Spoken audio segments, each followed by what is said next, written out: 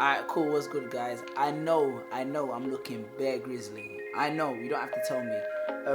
Okay, so for years I've been trying to grow my beard, innit? And this year I finally said I'm gonna commit to doing it. And yeah, it's struggle life because I'm looking mad. I'm not a very hairy person, innit? So it does take a journey in it, but you know what, I'll get there. But then again, if I shave it, don't say anything because I hate the way it looks bare scruffy. I actually put out on my Instagram that I needed tips, and it's funny how only girls responded to me. I see how all the man them are trying to keep the secrets to themselves. It's all good though, man, it's all good, we'll get there.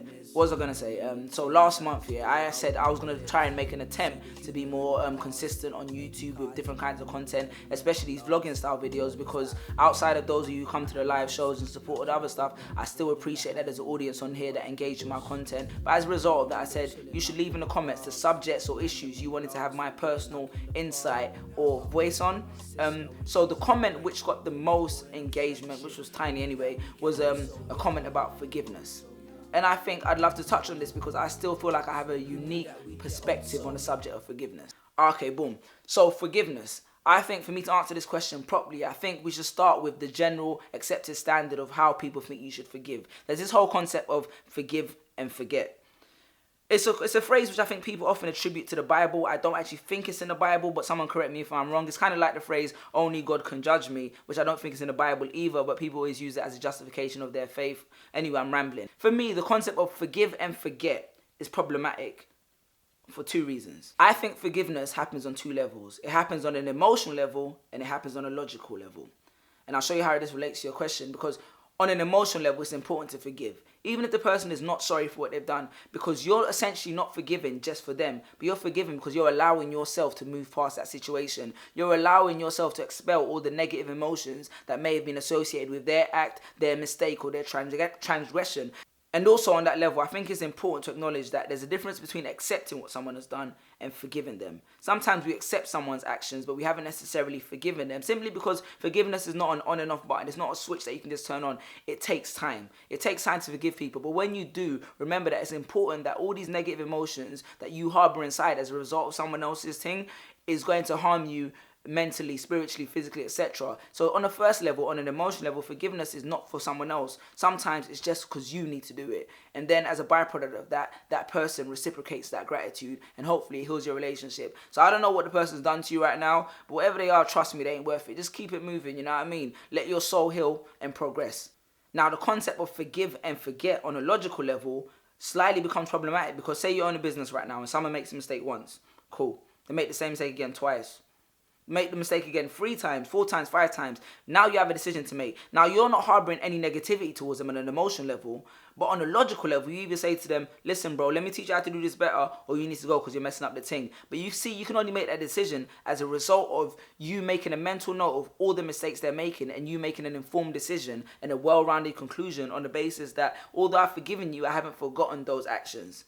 That's why you can't always just forgive and forget in those instances. And even on a personal level, sometimes people's actions are indicative of who they really are. Sometimes people's actions are deliberate. Sometimes they're malicious. Sometimes people don't have the best intention for you. And not forgetting in that situation on a logical level allows you to appreciate the relationship that you're having and know fully where you stand.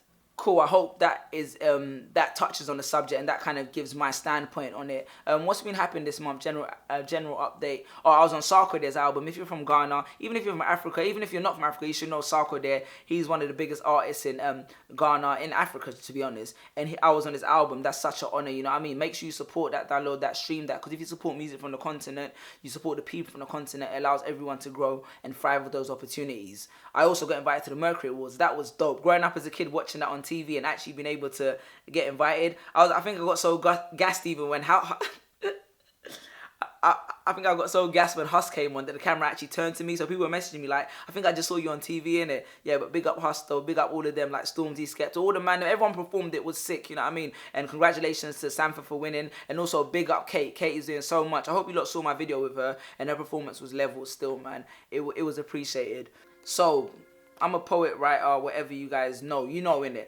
Okay, so I got a bit excited in the studio with my boy Chris.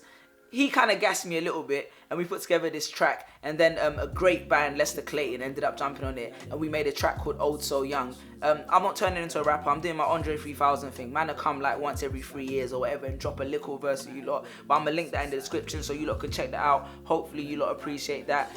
In tandem with that, I'm actually starting to upload a lot more stuff on Spotify, not like music stuff, but more like the poetry and all that kind of stuff on Spotify. So make sure, if you lot on Spotify, make sure you follow me on there, Suli Breaks. Appreciate the monthly listeners, and that's another way to engage with me and consume the content that I'm trying to put out. So is that everything? Cool. Make sure you follow me on Instagram, Twitter, Snapchat. I always say this because you have to know that. And also the YouTube thing, make sure you turn on the notifications. I always forget to say that because I always forget to do that YouTube sign out thing. What is it? Make sure you subscribe, like, comment, and have a good day or whatever in it. Yeah, appreciate the love. You know, I love all you guys. I'm out here, I'm working hard, and I appreciate that you lot support that. Safe. So young, oh so young, oh so young. Who knew that we get